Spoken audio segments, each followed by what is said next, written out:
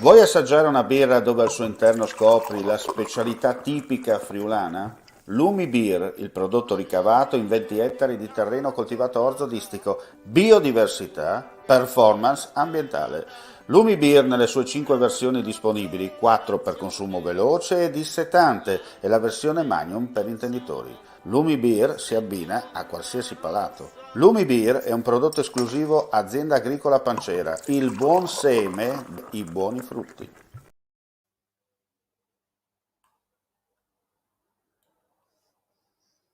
Un cordiale saluto gentili amici, ben ritrovati a questo appuntamento live del mattino con gli aggiornamenti di cronaca dal Friuli Venezia Giulia.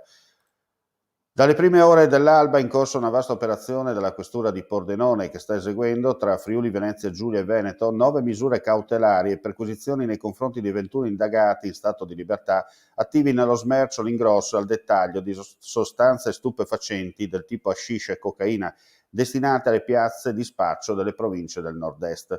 Le operazioni sono condotte dalla Mobile di Pordenone in collaborazione con le altre squadre mobili delle province coinvolte e l'ausilio di unità cinofile. 2 persone sono finite in carcere, 5 domiciliari e 2 hanno obbligo di dimora. Si è chiuso con 6 sentenze di condanna pronunciate dal Tribunale di Udine a carico degli ex vertici il processo di primo grado per il crack della storica cooperativa carnica di consumo, sciolta nel settembre 2016 dopo 110 anni di attività per effetto della crisi economica. Il Tribunale ha condannato i 6 imputati, ex amministratori e componenti del collegio sindacale, per l'ipotesi di reato di bancarotta fraudolenta. Una pattuglia della Poststrada di Gorizia ha tratto in arresto un cittadino straniero colpito da un ordine di carcerazione a seguito di condanna per reati ambientali emessa dal Tribunale dell'Aquila.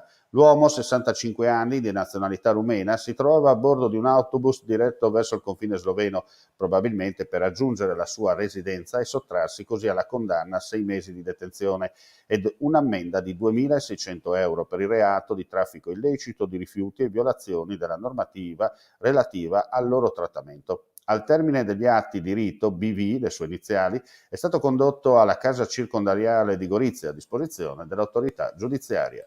E con questa notizia chiudiamo qui questa edizione flash del mattino. Ulteriori aggiornamenti sul nostro sito www.friulitv.net. Nel tardo pomeriggio torneremo come sempre con un altro live. Grazie come sempre per la visione e l'ascolto e buona giornata a tutti.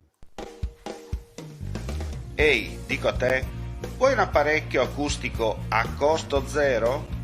Acustica Friulana, via Visinale 16, Muzzana del Turniano, Udine. Telefono 334 27 67 731. Test dell'udito direttamente a domicilio, semplice e veloce. Pagamenti su misura.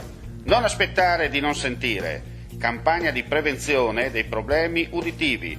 Acustica Friulana.